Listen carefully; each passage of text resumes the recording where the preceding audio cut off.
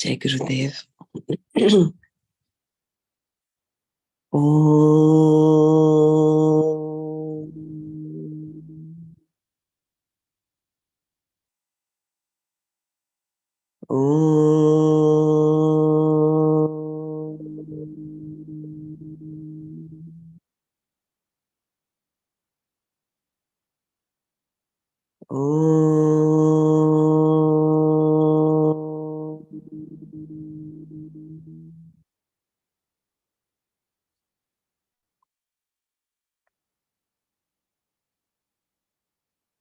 सदाशिवसमारम्भां शङ्कराचार्यमध्यमाम् अस्मत्श्रीगुरुपर्यन्तां वन्दे गुरुपरम्पराम्।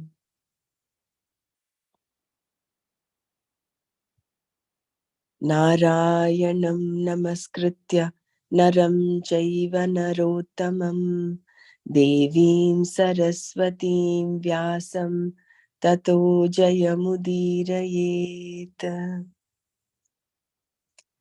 ॐ सहना भवतु सहनौ भुनक्तु सह वीर्यङ्करवावहै तेजस्विनावधीतमस्तु मा विद्विषावहै। ॐ शान्ति शान्ति शान्तिः।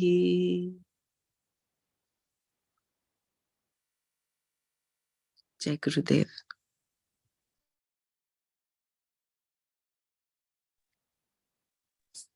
गुरुदेव।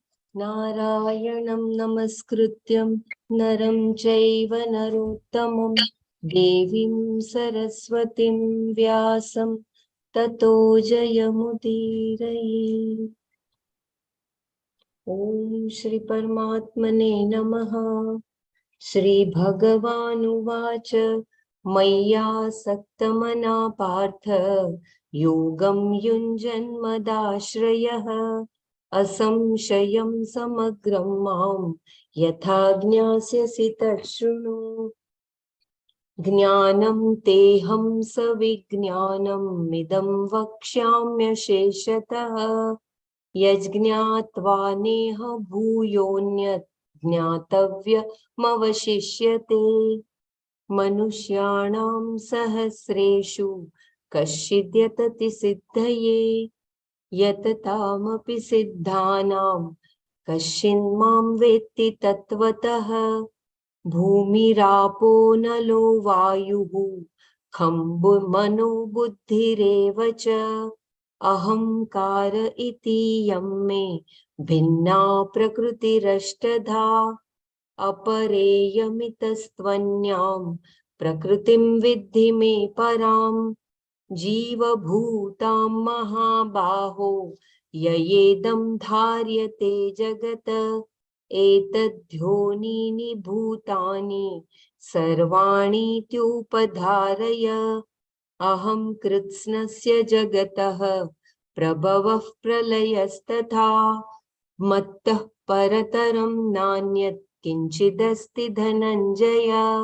मयि सर्वमिदं प्रोतं सूत्रे मणिगणा इव रसोऽहमप्सु कौन्तेय प्रभास्मि शशिसूर्ययोः। प्रणवः सर्ववेदेषु शब्दः खे पौरुषं नृषु पुण्यो गन्धः पृथिव्यां च तेजश्चास्मि विभावसौ। जीवनं सर्वभूतेषु तपश्चास्मि तपस्विषु। बीजं मां सर्वभूतानां विद्धि पार्थ सनातनं। बुद्धिर्बुद्धिमताम् अस्मि तेजस्तेजस्विनामहं। बलं बलवतां चाहं कामरागविवर्जितं। धर्माविरुद्धो भूतेषु कामोऽस्मि भरतर्षभ। ये चैव सात्विका भावा राजसास्तामसाश्च ये मत्त एवेति तान् विद्धि न त्वहं तेषु ते मयि। त्रिभिर्गुणमयैर्भावैः एभिः सर्वमिदं जगत् मोहितं नाभिजानाति मामेभ्यः परमव्ययम् दैवी ह्येषा गुणमयी मम माया दुरत्यया मामेव ये प्रपद्यन्ते मायामेतां तरन्ति ते क्षम्यतां न मां दुष्कृतिनो मूढाः प्रपद्यन्ते नराधमाः माययापहृतज्ञाना आसुरं भावमाश्रिताः चतुर्विद्या भजन्ते मां जनाः Jai सुकृतिनोऽर्जुन Gurudev. Bela, I think that is Chaturvidha bhajante mam. It's not Vidya. Yeah, Chaturvidha bhajante mam. And it's Jnani cha Bharatarshava. Yeah. ज्ञानी च भरत अस्तु अस्तु धन्यवादः नमराज चतुर्विधा भजन्ते मां जना सुकृतिनोऽर्जुन आर्तो जिज्ञासुरर्थार्थी ज्ञानी च भरतर्षभ तेषां ज्ञानी नित्ययुक्त एकभक्तिर्विशिष्यते प्रियो हि ज्ञानिनोत्यर्थम् अहं स च मम प्रियः उदारा सर्व एवैते ज्ञानित्वात्मैव मे मतम् आस्थितः स हि युक्तात्मा मामेवानुत्तमां गतिम् बहूनां जन्मनामन्ते ज्ञानवान् मां प्रपद्यते वासुदेव सर्वमिति स महात्मा सुदुर्लभः कामैस्तैस्तैर्तज्ञानाः प्रपद्यन्तेऽन्यदेवताः तं तं नियममास्थाय प्रकृत्या नियता स्वया यो यो यां यां तनुं भक्तः श्रद्धयार्चितुमिच्छति तस्य तस्याचलां श्रद्धां तामेव विदधाम्यहम्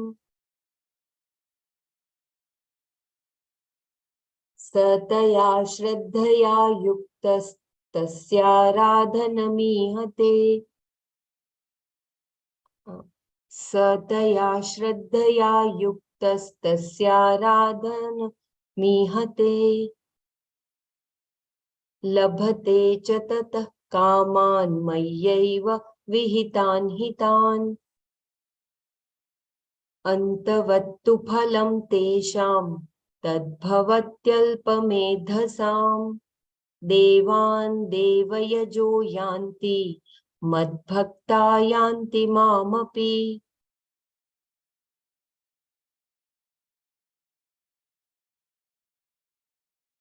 अव्यक्तं व्यक्तिमापन्नं मन्यन्ते माम बुद्धयः परं भावमजानन्तो ममाव्ययमनुत्तमं नाहं प्रकाश सर्वस्य योगमाया समावृतः मूढोऽयं नाभिजानाति लोको मामजमव्ययम् वेदाहं समतीतानि वर्तमानानि चार्जुन भविष्याणि च भूतानि मां तु वेद न कश्चन I think we completed verse 25. I will just read quickly. I will browse through. I think we completed 25th, right? I will just read once again. Naham prakasha sarvasya yoga maya samavrutah mudhoyam nabhijanati loko mamajamavyayam. Yoga maya samavrutah, completely covered by yoga maya. Sarvasya, for everyone. Na aham prakashah, I am not recognized. Ayam lokah, this person, world. Mudhaha, being deluded. Ajam, one who is unborn. Avyayam, one who is changeless. Mam, me. Na abhijanati, does not know. Yogamaya samavrutaha, sarvasya na aham prakashah, ayam lokah, mudhaha, ajam, avyayam, mam, na abhijanati. I am not recognized by everyone.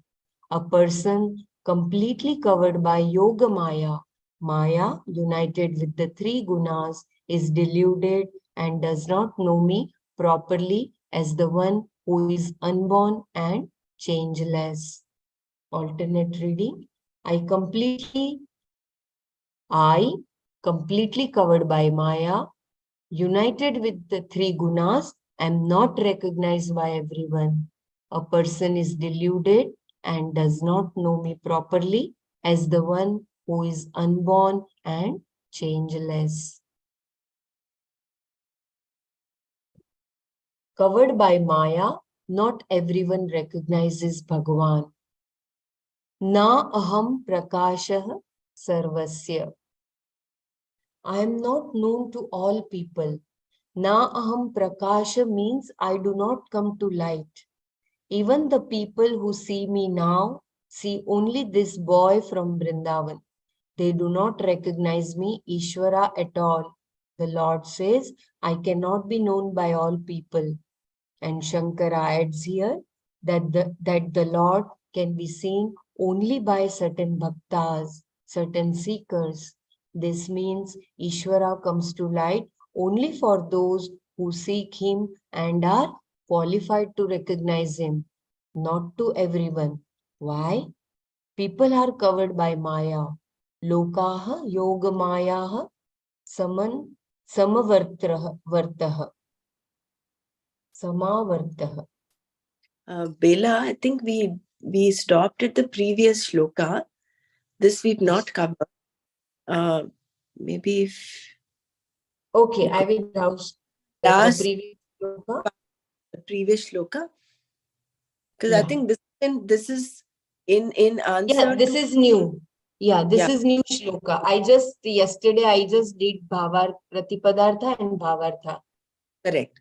The Yeah, last paragraph said why it is difficult for us to understand his as he's avyaktam, right? That is, he's going to yeah. I explain. will just take this shloka, the previous shloka, and its Pratipadartha, its meaning, and then I will quickly browse through the text. Is it okay? Or the last paragraph I go? Yeah, the last the just the verse and the meaning, and then the last paragraph, because we did that twice, no, the orientation and Yes, yes. confusion and all that, we did that yesterday. Yeah, astu, astu. अव्यक्तं व्यक्तिमापन्नं मन्यन्ते माम बुद्धयः परं भावमजानन्तो ममाव्ययमनुत्तमम्. Those who lack discrimination, not knowing my limitless, changeless nature, beyond which there is nothing greater, look upon me who is formless as one endowed with a manifest form. So lack of discrimination denies recognition of Ishvara. Ishvara's real nature is not known, and orientation can persist after knowledge. How does one correct the orientation? The gain of Parameshwara is easy, Sulabha.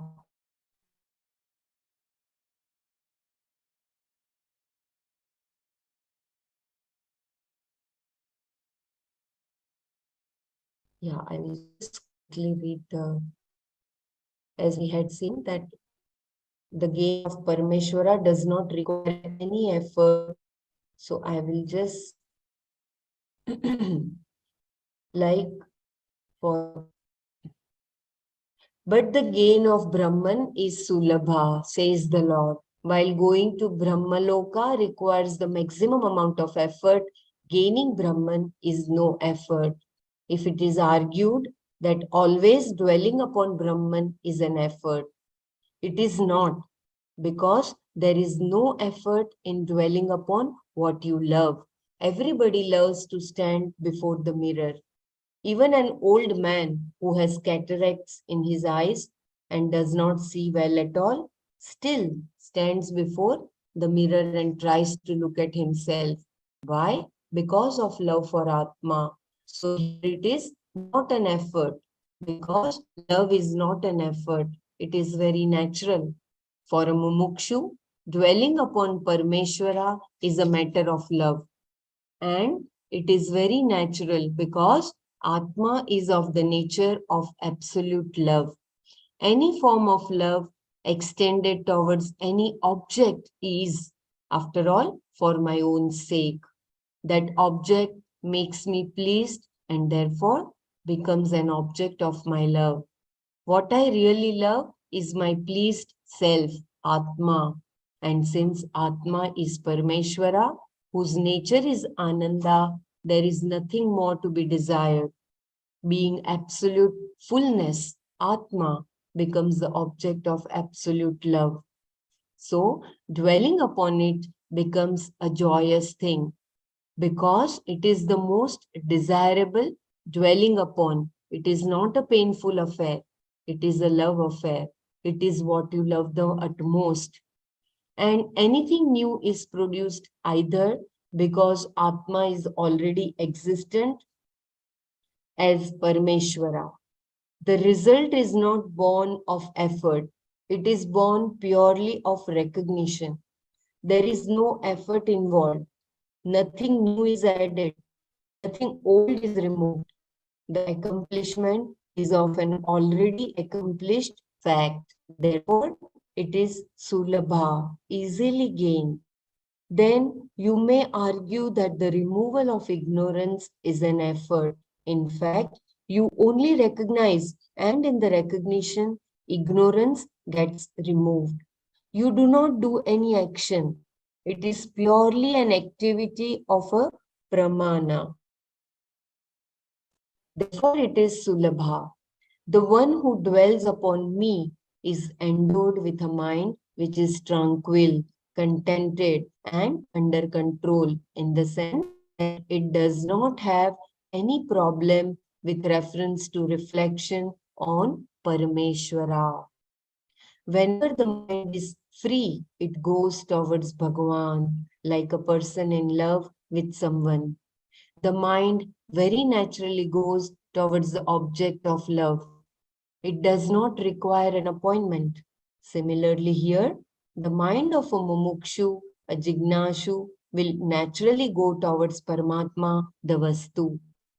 He has understood the nature of Paramatma as something that is not different than himself. So, where else will the mind go? Until that takes place, he continues to do Shravana. Will is used in the beginning and later the very subject takes over. Afterwards, he doesn't require any will at all.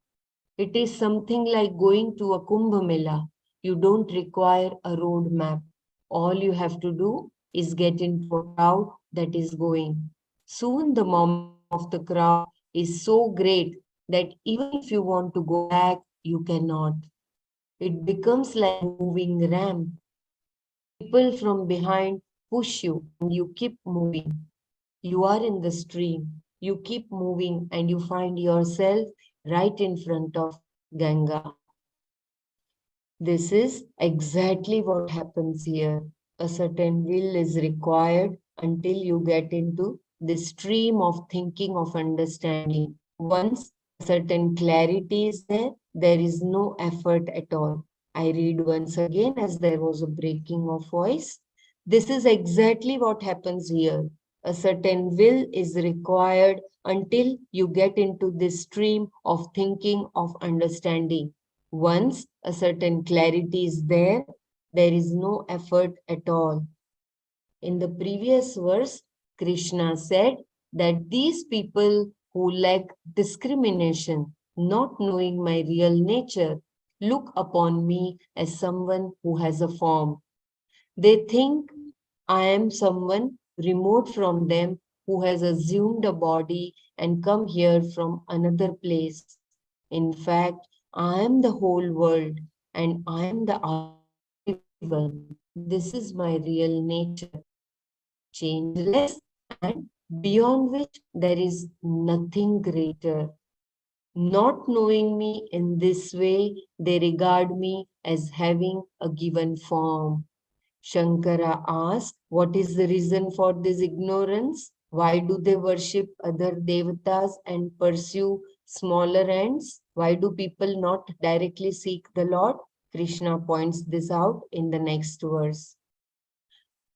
Naham prakasha sarvasya yogamaya samavritah mudhoyam nabhijanati loko mamajamavyayam.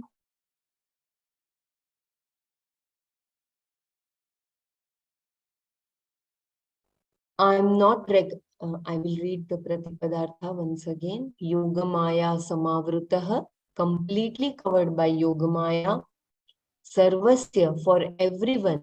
Na aham prakashah, I'm not recognized, known. Ayam lokaha, this person, world. Mudhaha, being deluded.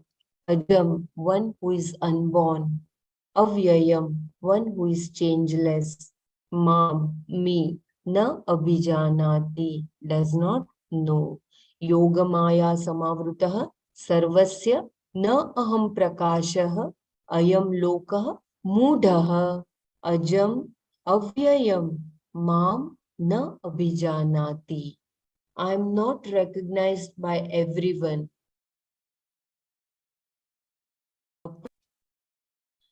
I am not recognized by everyone. A person completely covered by Yoga Maya united with the three gunas is deluded and does not know me properly as the one who is unborn and changeless. Alternate reading.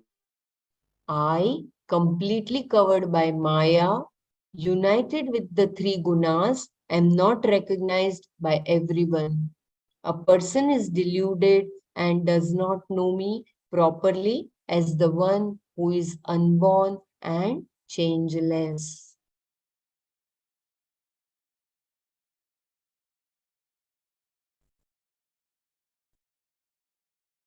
So in the first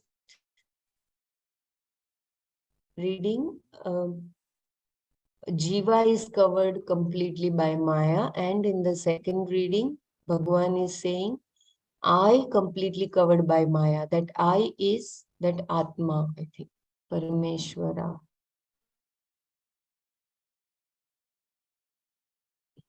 As we read further, I think it will be clear. Covered by Maya, not everyone recognizes Bhagavan. Na aham prakashah sarvasya. I am not known to all people. Na aham prakashah means I do not come to light.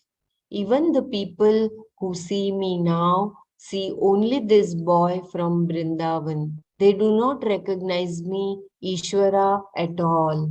The Lord says, I cannot be known by all people.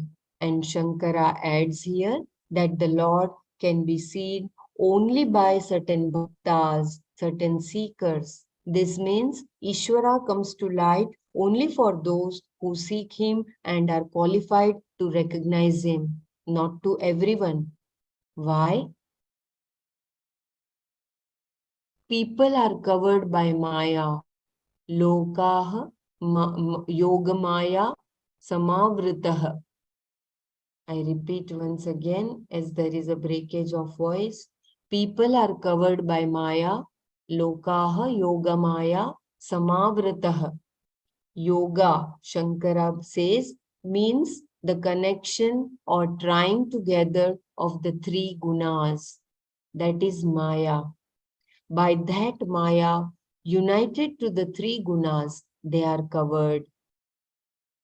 Previously, it was said that people are deluded by the three gunas.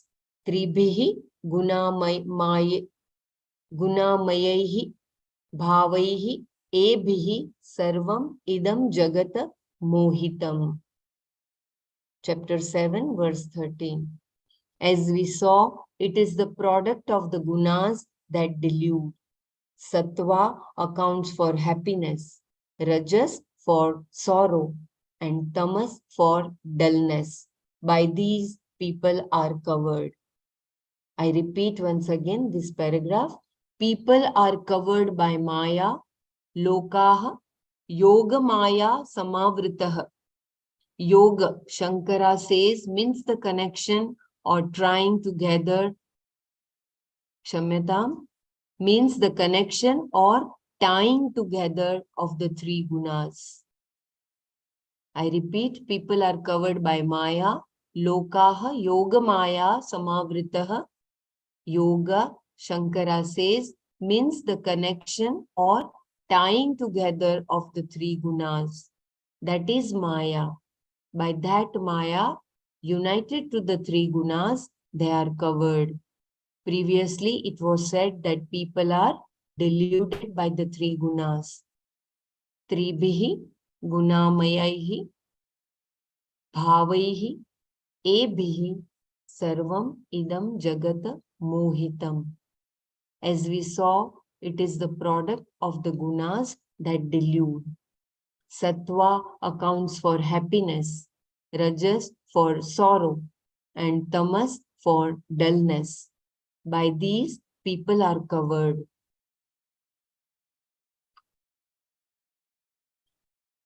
Avrita means covered and Samavrita means totally covered. By this Yoga Maya, the three gunas and their products, people are totally covered. What is covered? The question is, what is covered? Suppose consciousness, Atma, is covered, then you would not be able to know anything. There would be no world. That is, there will be Jagadandhya Prasanga. That is the possibility of the world being absent for a person.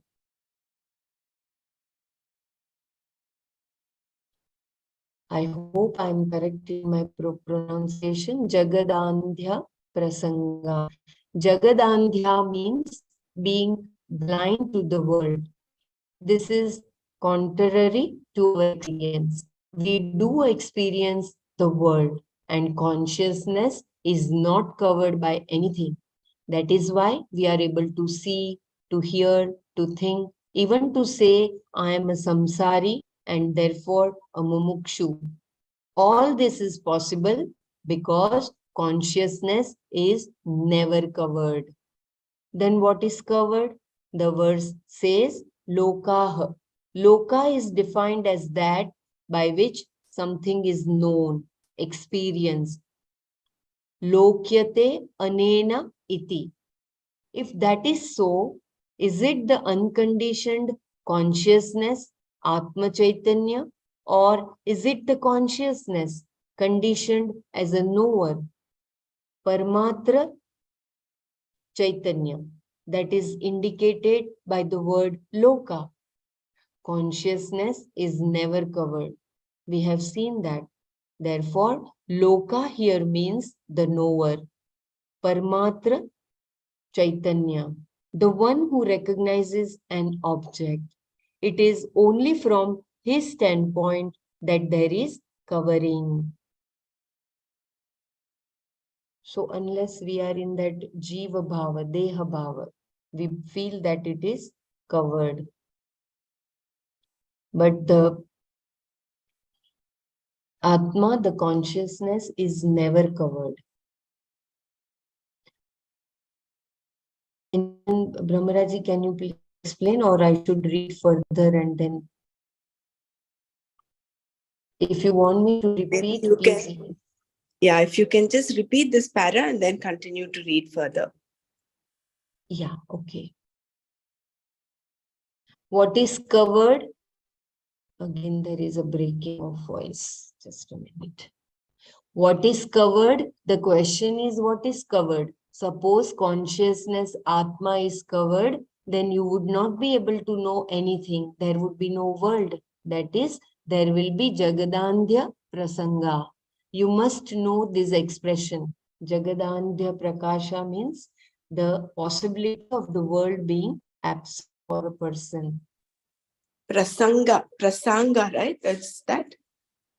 Prasanga astu. No, prasanga it Jagadandhya is. It is only Prasanga. a dot. Prasanga, yeah. Jagadandhya Prasanga, yeah. Jagadandhya Prasanga. Dhanyavad. You must know this expression. It is one that is used often in the Shastra. How would there be no world? If the eyes are obstructed, I cannot see. If the ears or any of the five sense organs are obstructed, they cannot perceive. Similarly, suppose consciousness is really obstructed by this yoga maya, then you will not perceive anything. The mind will not be able to observe the world. There would be Jagadandhya Prasanga. Jagadandhya means being blind to the world. This is contrary to our experience. We do experience the world, and consciousness is not covered by anything. That is why we are able to see, to hear, to think, even to say, I am a samsari and therefore a mumukshu. All this is possible because consciousness is never covered. Then what is covered? The verse says, Loka. Loka is defined as that by which something is known, experienced. Lokyate anena iti. If that is so, is it the unconditioned consciousness, Atma Chaitanya, or is it the consciousness conditioned as a knower, Parmatra Chaitanya, that is indicated by the word Loka? Consciousness is never covered. We have seen that. Therefore, Loka here means the knower, Parmatra Chaitanya, the one who recognizes an object. It is only from his standpoint that there is covering. What is covered for him is the nature of Atma. It is not understood. All understanding is for the knower. Therefore, it is from his standpoint that we say the nature of Atma is covered by Maya, by ignorance. It is mistaken for a doer, an enjoyer, and therefore someone subject to birth and death, etc. The whole thing is an error on the part of the knower who is consciousness essentially. That very consciousness obtaining as the knower is covered by ignorance.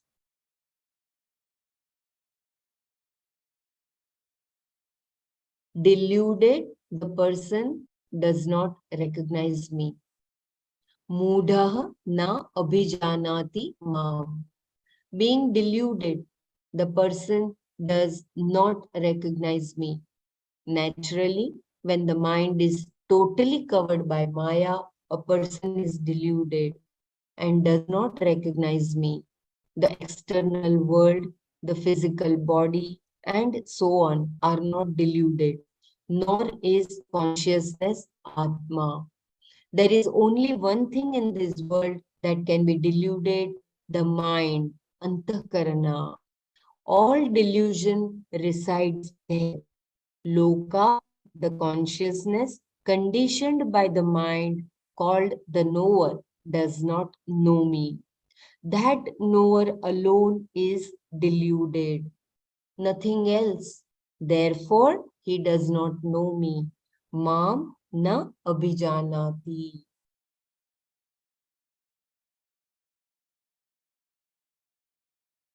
Abhijanati is a very good word here. Janati means he knows. Abhijanati means he knows properly. Na abhijanati means he does not know properly. All devotees know Ishvara in some form other than themselves, as another individual located somewhere in the world as Paroksha. The Lord says, the whole world is me. But a devotee looks upon it as something different from me. Even though I am his very Atma, he does not recognize that. On the contrary, all that he recognizes about me, I am not. Please try to recall here the verse, chapter 6, verse 20, that I don't remember the number. Dissociation of association with dukkha. We are conditioned to that. We are not knowing the very substratum, the Paramatma. So here Swamiji very well explained. Even though I am his very Atma, he does not recognize that. On the contrary, all that he recognizes about me, I am not. Only one thing is there, Brahman. No history, no biography, no problems. Only Satyam, Jnanam, Anantam, Brahma. It was like that before, it is like that now, and it will always be like that. I repeat the takeaway line. Only one thing is there, Brahman, no history, no biography, no problems, only Satyam, Jnanam, Anantam, Brahma. It was like that before, it is like that now, and it will always be like that. But that he does not know. And not knowing me like this, he also does not know himself. He knows only what he is not. After saying, I am, he will relate an elaborate history and will add psychology to it by bringing in the subconscious or the unconscious. Therefore, he has a variety of histories and they are all valid because he does not know me. Mam na abhijanati. He knows me, but only well enough to commit a mistake about me. So beautiful. He knows me, but only well enough to commit a mistake about me. Even to mistake something, you must have some knowledge of it. You must see the rope. Only then can you mistake it for a snake. Similarly, Atma has to be known in some way before you can commit any mistake about it. And it is always available for one to commit a mistake.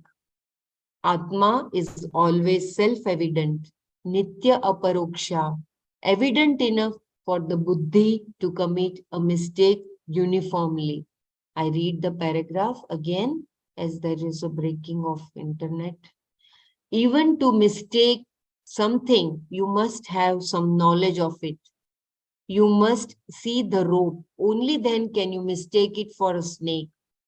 Similarly, Atma has to be known in some way before you can commit any mistake about it. And it is always available for one to commit a mistake. Atma is always self-evident, Nitya Aparoksha, evident enough for the Buddhi to commit a mistake uniformly. Then we keep compounding it.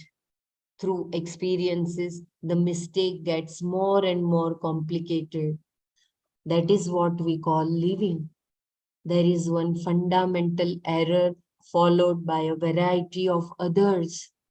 These entrench the original mistake. It is buried under all the other mistakes you are now busy correcting, but it is always there. I read once again, please pay attention. Then we keep compounding it. Through experiences, the mistake gets more and more complicated. That is what we call living. There is one fundamental error followed by a variety of others. These entrench the original mistake. It is buried under all the other mistakes you are now busy correcting, but it is always there. Therefore, no matter how much you keep correcting the secondary mistakes, you do not arrive at the right solution. It is like solving an arithmetic problem. You commit a mistake in the first step of simple addition, then you commit a mistake in multiplication, then in division. Afterwards, you correct the mistakes in multiplication and division, but you do not think you can commit a mistake in addition because it is such a simple thing. Therefore, you get the wrong answer. The same is true with samsara. The original mistake is not corrected. Before continuing the seeking, the first step is to find out if am I a seeker? Do I have to seek? If that is not answered properly and you keep on correcting every subsequent step, it is meaningless.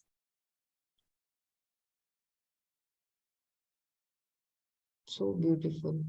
If you want me to read any paragraph, please let me know. Or if you want to share. Yeah, this is so beautiful about the fundamental problem that we have of not knowing who we truly are. But because we've had some knowledge, otherwise you cannot even make a mistake. If you do not have the slight knowledge of the rope, you can't even superimpose the snake on that. So somewhere we've had this, we experienced this, the consciousness. It's just that it's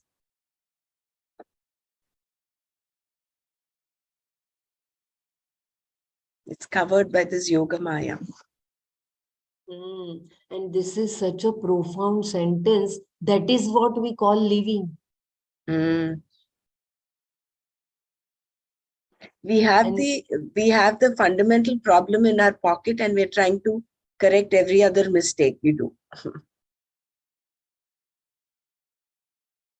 Such a futile exercise. Can you just read that one more time, that paragraph? Yeah. Even to mistake something, you must have some knowledge of it. You must see the rope, only then can you mistake it for a snake. Similarly, Atma has to be known in some way before you can commit any mistake about it. And it is always available for one to commit a mistake. Atma is always self-evident, Nitya Aparoksha, evident enough for the buddhi to commit a mistake uniformly.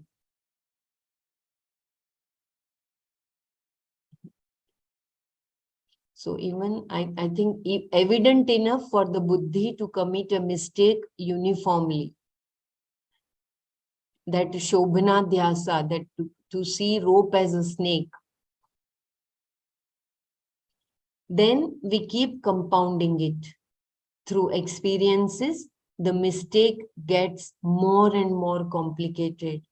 That is what we call living. There is one fundamental error followed by a variety of others. These entrench the original mistake. It is buried under all the other mistakes you are now busy correcting, but it is always there. Therefore, no matter how much you keep correcting the secondary mistakes, you do not arrive at the right solution. It is like solving an arithmetic problem. You commit a mistake in the first step of simple addition. Then you commit a mistake in multiplication, then in division. Afterwards, you correct the mistakes in multiplication and division. But you do not think you can commit a mistake in addition because it is such a simple thing. Therefore, you get the wrong answer. The same is true with samsara. The original mistake is not corrected. Before continuing the seeking, the first step is to find out if am I a seeker? Do I have to seek? If that is not answered properly and you keep on correcting every subsequent step, it is meaningless.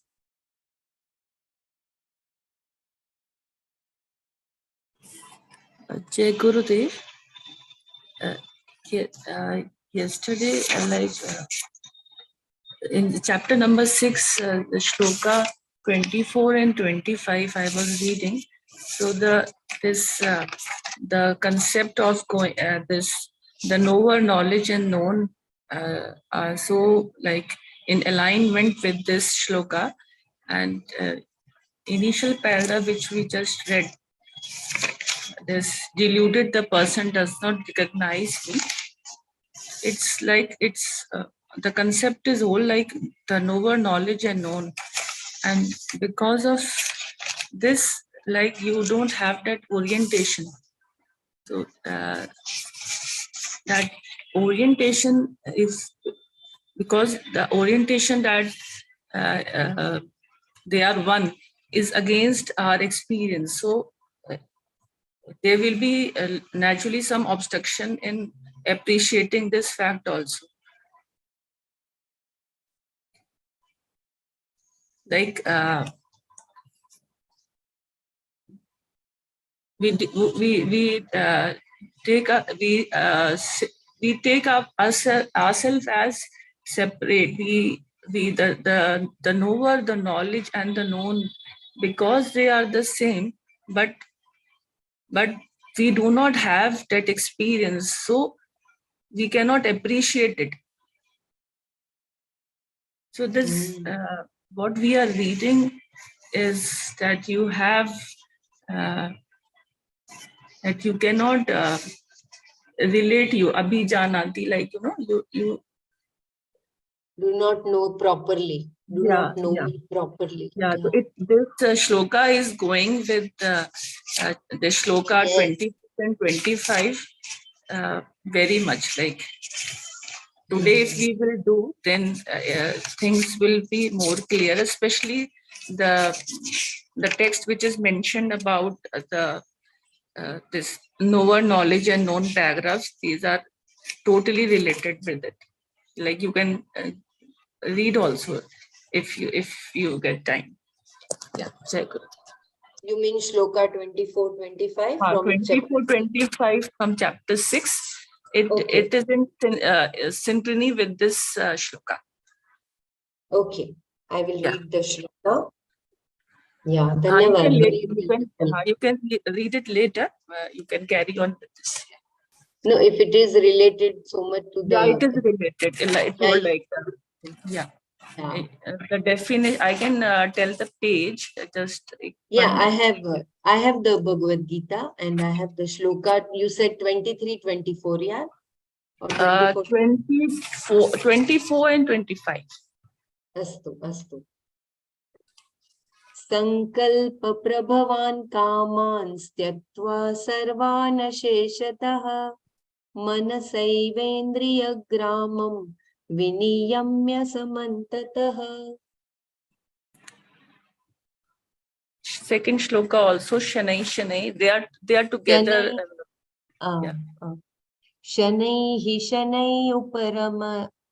शनैरुपरमेद् बुद्ध्या धृतिगृहीतया. I think I did not read it correctly. Oh, it's fine. शनैरुपरमेत् बुद्ध्या धृतिगृहीतया. शनैरुपरमेद् बुद्धया धृतिगृहीतया. बुद्ध्या धृतिगृहीतया आत्मसंस्थं मनः कृत्वा न किंचिदपि चिन्तयेत्.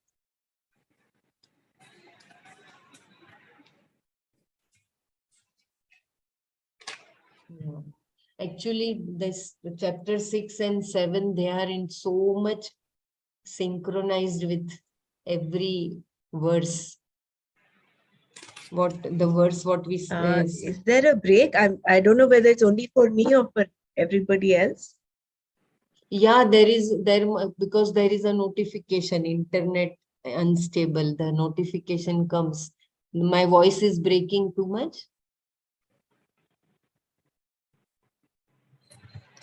No, it's fine. I think I can hear you. Okay.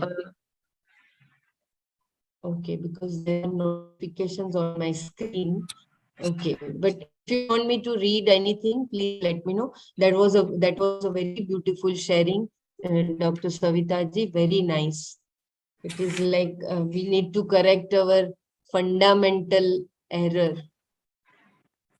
Yeah, the object of meditation, the object of meditation being Atma is talked about. For that, you should know what is how to understand Atma and how to make it an object of meditation. So that is described in this shloka. And Swamiji has given us it to definitions like the definition of Atma. How can Atma be an object of one's meditation? The knower, knowledge, and known. All these topics are going in synchrony with this shloka. This is all what I wanted to mention. You can go ahead, or if you can, if you want, you can read the this few paragraph also from chapter 6. Yeah, yesterday that's what I was thinking, that we should have this combine these two things, two exercises. What we do after the last 15 minutes, we can combine these two, both the interpretation of chapter 6 and the verse what we are doing presently, chapter 7. Yeah, because when you were reading, I was just recollecting what I read yesterday. Yeah, even I was recalling in my mind the same thing, and I mentioned also even that dissociation of association with dukkha, sanyoga, the viyoga from that sanyoga with dukkha. That is also so much true. We continue that, and then we continue solving the other mistakes, but it is of no use unless we clarify our basic fundamental error. Brahmaraji, you want me to project the chapter 6, verse 24 and 25? Can you check how much of this verse is still there? This the current verse in chapter 7? Yeah, I think it is, because it is about I think 3 pages, Brahmaraji. It's a long one. Yeah. I will leave it to you. If you want to go to chapter 6, please do that. We have, as everyone agrees. That's fine, Bella. You can go. No problem. You know, the text we are reading, the knowing this, the knower, knowledge, and known. This would become more clearer if you can read from few topics, not the meaning of the shloka. You don't have to read the meaning of shloka. You just read that part. How can Atma become an object of one's meditation, or from the definition of Atma? From page number 350. Is this chapter 6 that you're showing right now, Bella, or 6, 7? No. This is our 7th chapter. 7. So there is one para which says Atma. Why is Atma deluded the person? What is covered? No. This was the verse we started with. This. Yeah. No. Can you just go up? There is one paragraph that says. Yeah. Just let me know here. What is covered? No. What is covered? No. You can go up further.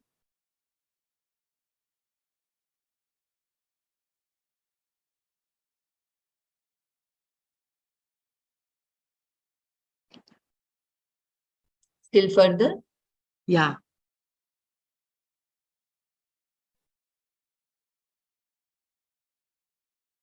All this we read, no? We did Yeah. all this. Yeah. Till here, the uniqueness Yeah. of This ignorance of uniqueness Atma. of ignorance of Atma, should we read this and then go to what Dr. Okay. Savita is pointing to? Yeah. Okay. Okay. So as we were reading, uniqueness of ignorance of Atma. This ignorance of Atma is different from ignorance of an object like a pot. There are a lot of things in this world like a pot which you do not know and are therefore objects of your ignorance. Atma, however, unlike a pot, is not an object of ignorance or knowledge. It does not have its basis in Yogamaya, and therefore, like a pot, it cannot be an object of Yogamaya, ignorance. It is self-evident and is the basis of both ignorance and knowledge. This is a very, very profound statement. It is self-evident and is the basis of both ignorance and knowledge. Being covered by Yogamaya amounts to this. The knowledge which has to take place in the buddhi is now covered or obstructed by the products of the three gunas. The obstruction is not for Atma, it is for the mind where the knowledge has to take place. Therefore, we say that there is ignorance of Atma until the knowledge takes place. In other words, it is there until it goes away for good.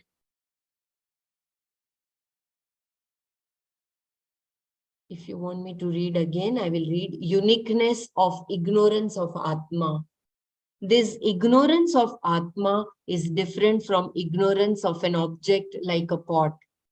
There are a lot of things in this world like a pot which you do not know and are therefore objects of your ignorance. Atma, however, unlike a pot, is not an object of ignorance or knowledge. It does not have its basis in Yogamaya, and therefore, like a pot, it cannot be an object of Yogamaya, ignorance. It is self-evident and is the basis of both ignorance and knowledge. Being covered by Yogamaya amounts to this. The knowledge which has to take place in the buddhi is now covered or obstructed by the product of the three gunas. The obstruction is not for Atma. It is for the mind where the knowledge has to take place. Therefore, we say that there is ignorance of Atma until the knowledge takes place. In other words, it is there until it goes away for good.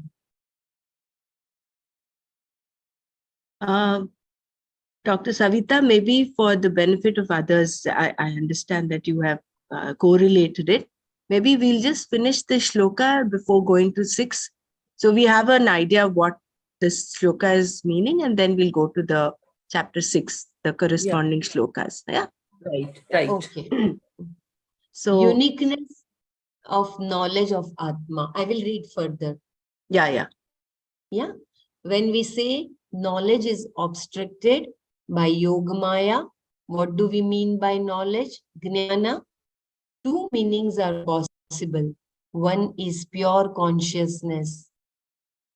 Gnapti Swarupa Jnanam. The other is that by which a given object is known. That is the instrument of knowledge. Jnayate anena jnanam. This is vritti jnana. I read once again. Uniqueness of knowledge of Atma.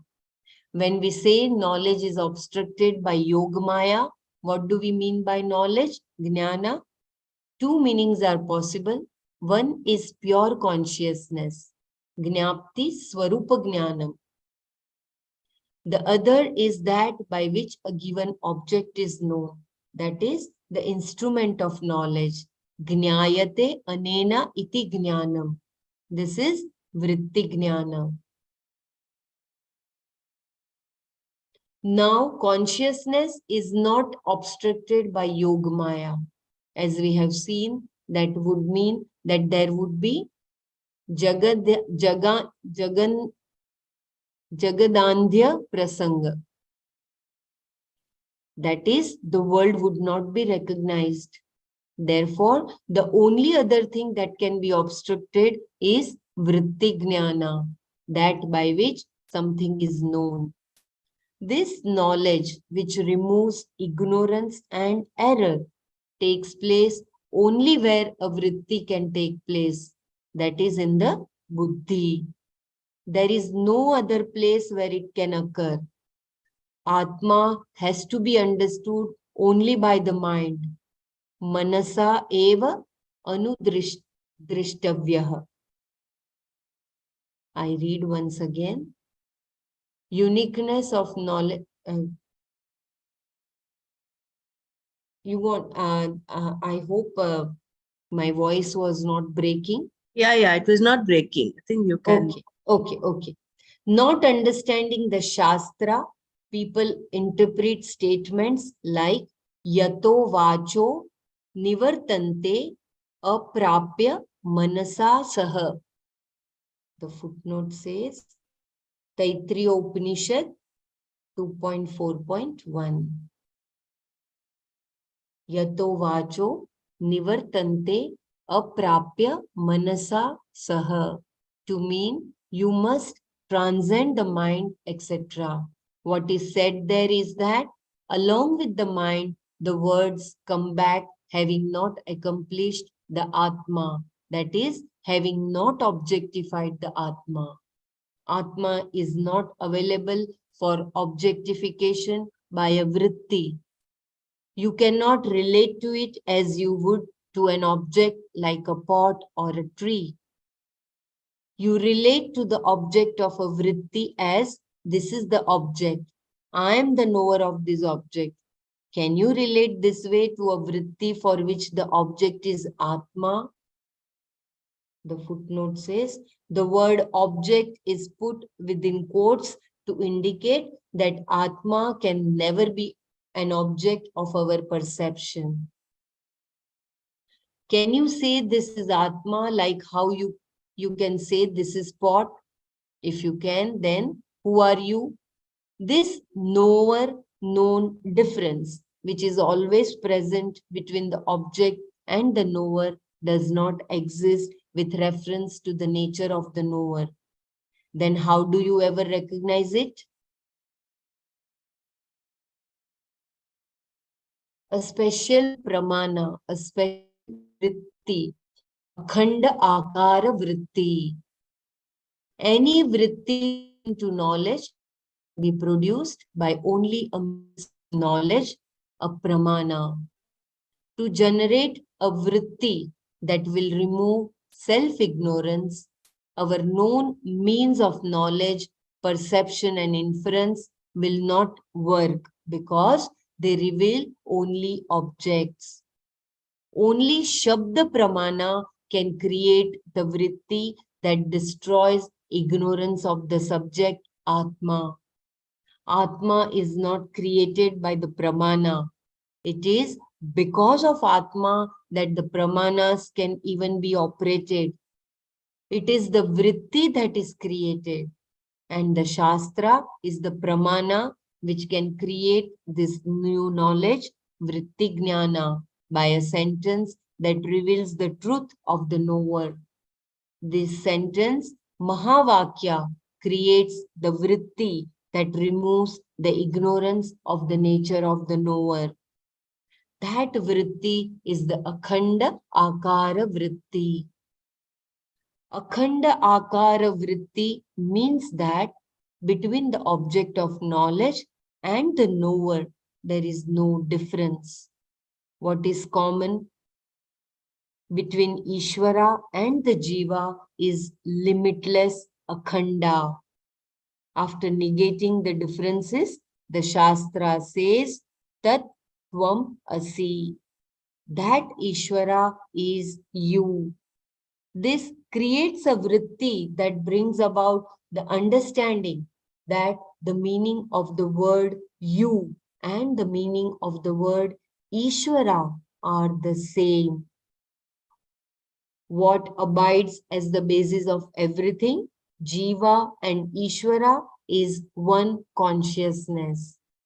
This particular recognition brought about by the vritti takes place in the mind, destroying ignorance of the fact that Atma is akhanda, limitless.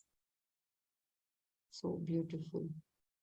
Before that, the knower is covered by Yogamaya and therefore does not recognize his limitlessness. When the mind is under the spell of the gunas and their products, there is no possibility of this vritti jnana, I am Brahman, aham brahmasmi. Hence the Lord says, being covered by Yogamaya naturally, people are deluded and do not recognize me. Mudhaha ayam mam na abhijanati.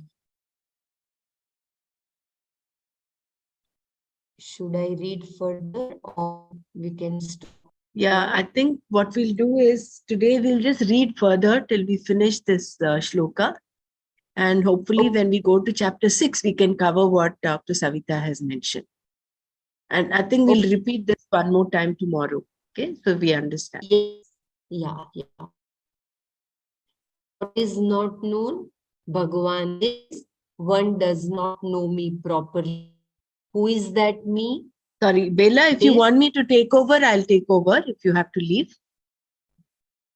Yeah, if you can, I can I have sharing absolutely no issues. I will take over. Let me just, 1 second, let me share screen. Yeah, I can continue to share screen. Okay, I will read that. So to save time, let me read. Yeah, please. So what is not known? Bhagwan says, one does not know me properly. Who is that me? It is Aja, the unborn self. Certain things are not born, but they die, like ignorance. It cannot have a beginning. If it began, something must have been there before it came into existence. Something that is opposed to ignorance must have been present before it. That can only be knowledge. When there is no darkness, there is necessarily light. Similarly, when there is no ignorance, there is necessarily knowledge. But if knowledge was there, how could ignorance come about? Therefore, we understand that ignorance has no beginning. Can we also say it has no end? No. Ignorance of Atma or anything else has no beginning, but it ends when you know what it is. Atma also cannot have a beginning. If it came into existence at a given time, someone must have been there to note it. Otherwise, how do we know that it was born? If someone was there to observe the birth of Atma, he had to be a conscious being. But that is Atma. Atma cannot simultaneously exist and observe the termination of its own non-existence. And when Atma does exist, there is no possibility of it having had a non-existence and subsequent birth. Therefore, Atma has to be Aja, unborn. I'll just repeat this para one more time. Can you just go down, Bela? This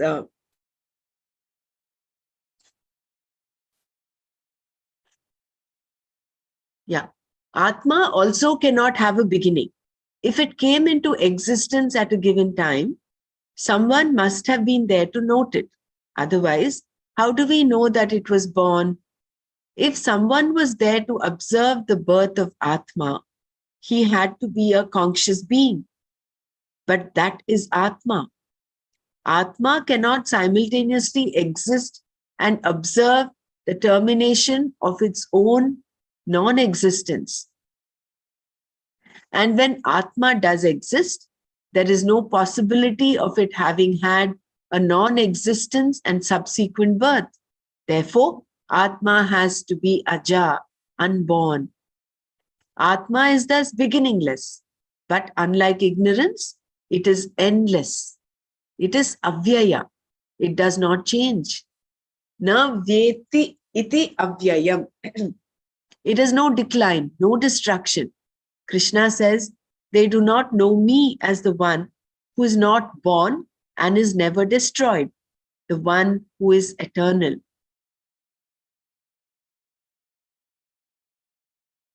Is Bhagavan also covered by Yoga Maya? Shankara raises a question here. If Bhagavan cannot be known properly by all beings because he is covered by Yoga Maya, then is his nature also not covered to himself by Yoga Maya? After all, that Yoga Maya is his Maya. Without it, he cannot function. Maybe he is also covered by it and he does not know himself. Shankara refutes this argument. He says that the difference lies in the fact that Ishvara is the Mayavi, the one who wields this Maya, and Yoga Maya is his Upadhi. All three gunas of Yoga Maya are glories for him. They do not bind or obstruct him in any way. The ancient Indian Mayavi, as reported even in Shankara's Bhashya, is a type of magician who creates a spell. His magic is not simply a sleight of hand. He makes you see things that he apparently produces and then makes them disappear again. Everybody else is under the spell, but the Mayavi is not. If he were, there would be no magic. Similarly, Ishvara with his Maya is the greatest magician. He creates all these names and forms which, if analyzed, do not exist at all. All that is there is consciousness, but still the names and forms appear. That is the magic. Therefore, Ishvara is a magician, all right, but he does not come under the spell of his magic. All the jivas, however, are very much under the spell. To break it, what should one do? Just as one goes to the local Mayavi and asks him what the trick is, one must seek the Mayavi, Parameshwara, to find out what the truth of this Maya is and who this Mayavi is. That is what the Shastra does. It tells us who this Mayavi is and what this Maya is. It is like a magic book that reveals the secret of what looked like a great trick. You expected to discover something miraculous and complicated. When it is explained, it looks so simple. You feel foolish. It is the same thing here. Once you know, all your seeking seems foolish. That I was seeking is itself a foolish thing. To know this, you go to the Mayavi and ask him to explain what it is all about. That is what the Lord explains in the Gita. Ishvara, the Mayavi, is not affected by his Maya. That is the difference between Jiva and Ishvara, which the Lord explains in the next verse. Such a beautiful narrative that Swamiji has given with so much of logic in between. I think today we will go back to chapter 6 and we'll spend about 15 minutes, chapter 6. Not sure whether we will be able to finish what we did. I will share screen, Bela. Just give me a minute. I know this thing is very profound. Maybe we'll come back to this verse one more time tomorrow and repeat it so we have a better understanding. I will share the chapter 6. Second. No, it is summary came. Oh, I mistake. 1029 it was, I think.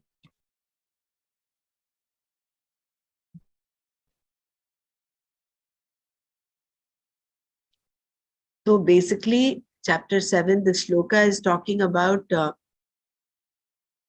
How we do not recognize, why we do not recognize, because he is the basis of Yoga Maya. He is the magician. So, because we are under that veil of Yoga Maya, we are not able to see. It's not that he does not know the trick. Of course, he knows the trick. He is Aja, he is unborn. Unlike ignorance, which is beginningless, which is also unborn, but it has an end. Whereas Ishvara is eternal. This is what we were doing. Yeah, I think we've come very correct to the right place. So yesterday we stopped here. Chapter 6, this is. We'll just go here. Yeah, I think we stopped here, no? Erroneous notions cannot be surrendered. I'll just do this and then we'll continue further.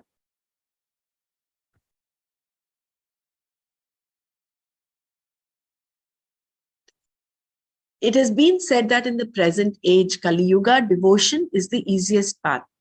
You simply surrender to the Lord and he will take care of everything. But what do you surrender? Whom do you surrender? Since everything belongs to the Lord, who are you to surrender anything? This is like my taking your coat and then telling you that I am surrendering it to you. There is no surrendering here. Then what are you going to surrender? And where does it go? Whatever is surrendered does not go anywhere. It all just remains there as it is.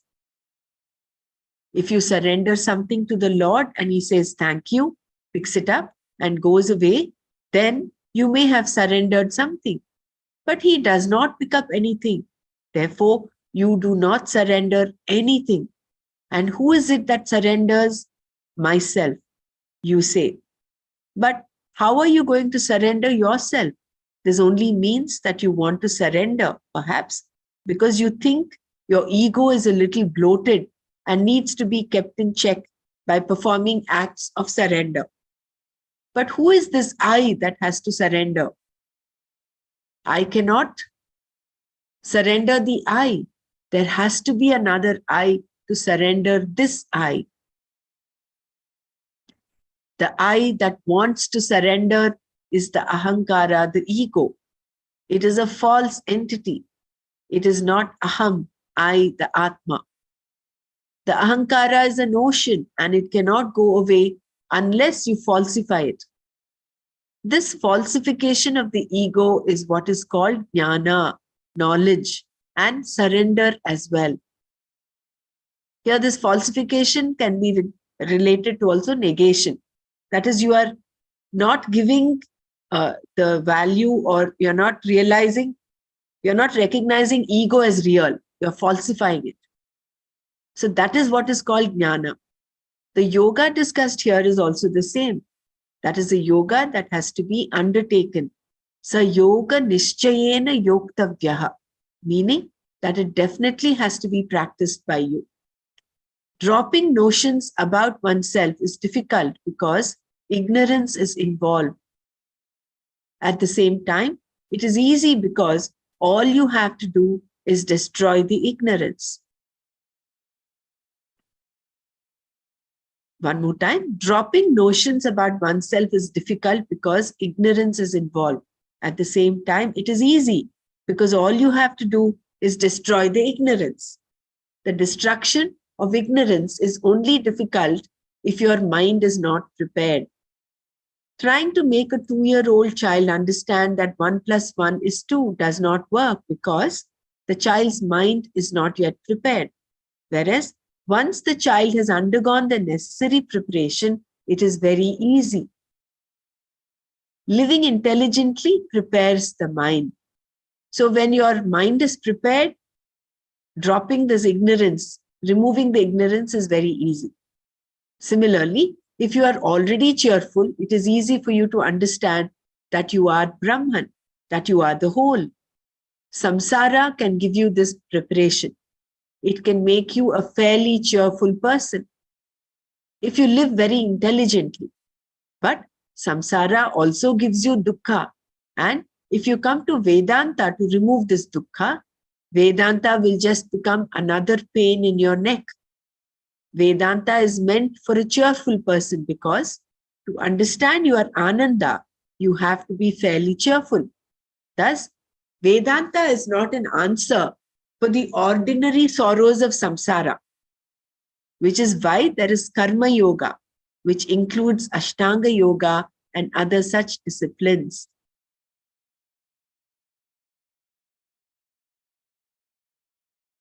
So Karma Yoga is the way not only to live intelligently, it is also the way to get out of the sorrows of samsara. So that your mind is enough prepared so you can understand what the Vedanta is talking of. Because in order to understand Vedanta, you should have a degree of cheerfulness about you. Self-knowledge is the only pursuit that solves the problem. Nor does one have to have all the qualifications, Viveka, Vairagya, Shama, Dhamma, etc., and Mumukshitva in full measure.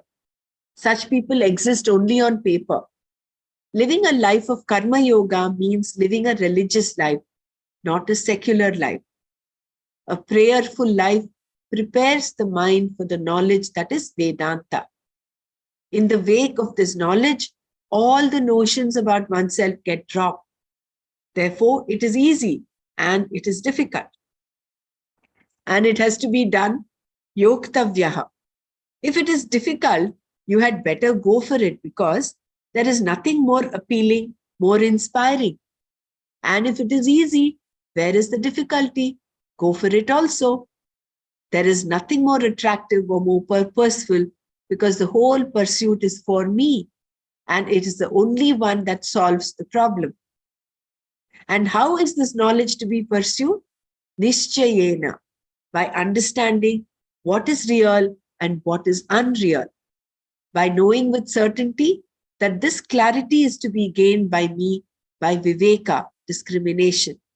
Further, Krishna says, Anirvinna Chetasa, by a mind, Chetasa, that is not dejected, frustrated, tired, Anirvinna, by a mind that is not indifferent, afflicted, or discouraged. Can you understand all this without becoming discouraged? Of course you can, because it is more a dissociation, viyoga from sorrow. Therefore, there is nothing to discourage you on any score. There is nothing greater either so. So, what is there to be discouraged about? Even if it were discouraging, there is nothing else available. So, what are you going to do? Thus, without being discouraged, anirvinna chetasa, and with the singleness of purpose, nishchayena, this yoga should be undertaken by you. Yoga yoktavyaha. In fact, we are always trying to get rid of sorrow, to drop dukkha samyoga. We are constantly searching for dukkha samyoga viyoga. This then is the yoga that gets rid of the sorrow. Thus, Bhagavan uses the word yoga here in the sense of viyoga, about which he talks further in the verses to come.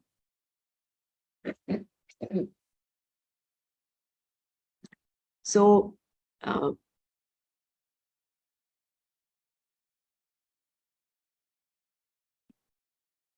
this ignorance, the erroneous notions, it is seemingly difficult, but it is actually very easy. The moment you know how to, if your mind is enough prepared, that preparation of the mind is what seems to be the difficulty. But once your mind is prepared to karma yoga, you attain that antakarna shuddhi and the antakarna naischalya, then knowledge takes place effortlessly. But this ashtanga yoga, karma yoga is all for us to live intelligently, so that we prepare our mind. And it does not mean that you need to have all these qualifications in full measure. A prayerful life itself prepares one for the knowledge of Vedanta. And how should one pursue this? Anirvinna chetasa, a mind that is not discouraged, a single purposed mind, a single pointed mind. Then we go to shlokas 24-25. Sankalpa prabhavan kaman tyaktva sarvan sheshataha manasaivendriya gramam viniyamya samantataha shanai shanairuparamit buddhya dhriti grihitaya atma samstham manah kritva na kinchidapi chintayet.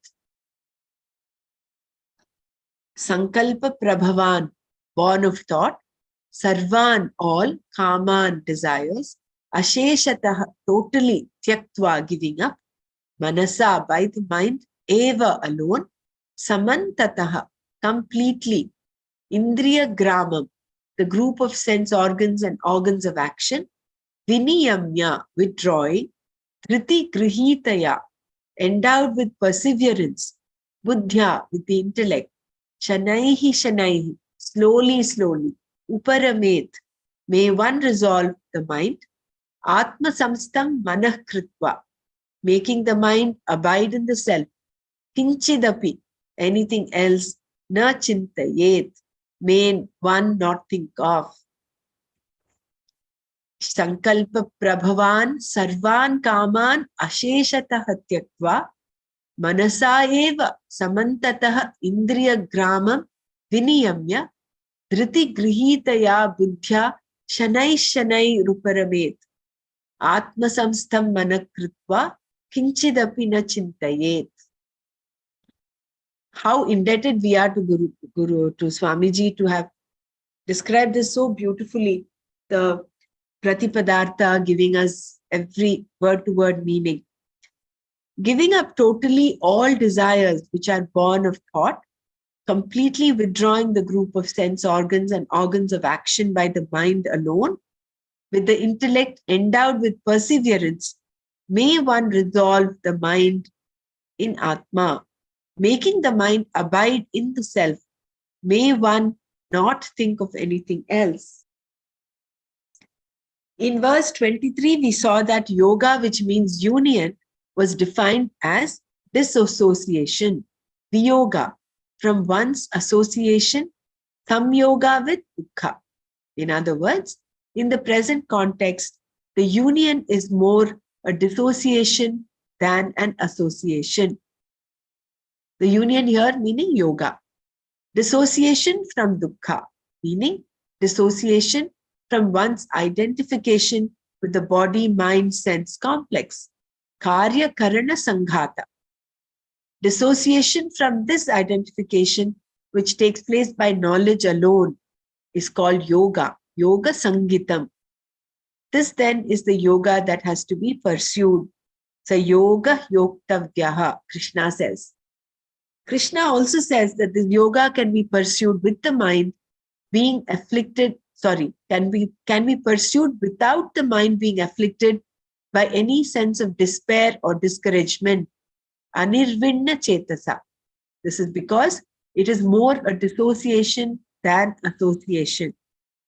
The pursuit of knowledge is not like climbing Mount Everest.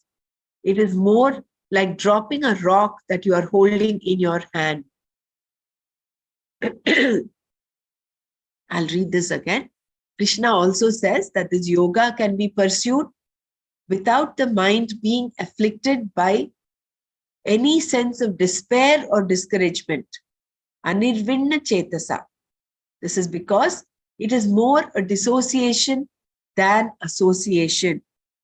The pursuit of knowledge is not like climbing Mount Everest. It is more like dropping a rock that you are holding in your hand. Because it is more dropping than climbing, it is not as difficult as one might think. It is simply a question of dissociating oneself from one's own identity of being only so much. Thus, there is no cause for despair. Having summarized what he had said before in this way, Krishna begins to discuss the same topic again. Why? Because this yoga is something that has to be pursued. Certain problems tend to arise. Therefore, Krishna emphasizes certain points again and again. In the verse under study, he presents the same topic in a slightly different form, repeating two statements made several times before.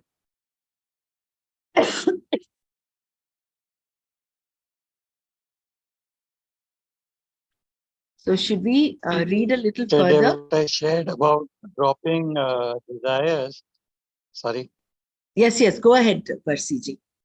I think we'll stop. Yesterday what I shared about dropping desires for doing Guru Puja and all was based on all these paragraphs of, you read the translation of this where it says drop all desires. And now even the next para to come, the basis of all desires. That is where I had that in my mind that I should be dropping all desires. Right. Even if it was for the Guru Puja. It was Correct. based on what I had read here. Right. And that created some amount of correct. So that was reflected in your correct. No, absolutely. Yeah. Absolutely understand that. It made me realize that I still had desires, and though they may be for a noble cause, but the desires were there. Was where I was at. I realized that. Right. That was very beautiful. Thank you for sharing that again, Persiji. So that's Dr. Chandra, do we really have to drop the desires such as Guru Puja and the quest for knowledge? I mean, this is also a desire that every day, 5 o'clock, we are up to listen to this. Isn't this also desire then? So correct. if we drop all this. Correct. So you will have to hold on to this desire till you reach, like it is said in the yajna, in the homa, when they adding all the firewood, the last thing that is put in the fire is also that the stick with which they stoke the fire. So that is kept till the end, and that is finally also offered. So this desire for knowledge, this mumukshutvam itself is a purushartha. So if you drop even this, wouldn't you go back to square one? Correct? Yeah, that's what I want to clarify. I'm confused. Correct. So tomorrow when we read the basis of all desires, I think we will get a little more clarity. But you cannot drop all desires. This desire for mumukshutvam, which is why even Gurudev says that longing, you can drop the craving or longing, whatever you call, for others, for all the material world. But you cannot drop the longing for the divine. You hold on to that. Because that is the one thing that is like your lifeboat. It is taking you, it is keeping you afloat on this path. Yes. Correct? So desire for Guru Puja is justified, right? Yes.